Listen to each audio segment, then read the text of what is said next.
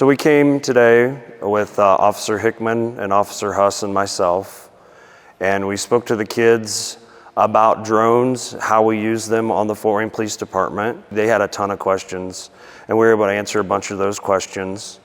And then we took our small drone and we flew it inside, and we were able to show that to the kids. And then we flew it from inside to outside and flew it around. We streamed it through our computer program called Drone Sense. We were able to put that up on the video screen. And then we also passed around the goggles that the small drone uses. And so the kids were able to see inside the goggles and see the view. It's kind of like a first-person view, if you think about that with some of the video games. They were also able to see our larger drone, and we were able to show them how high 400 feet was.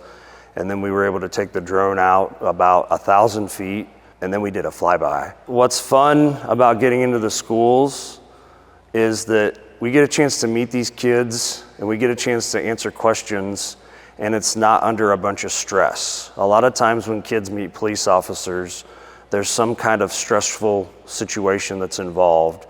And then they get an opportunity to meet us and talk to us and ask us questions, and it's in a safe, happy, fun environment.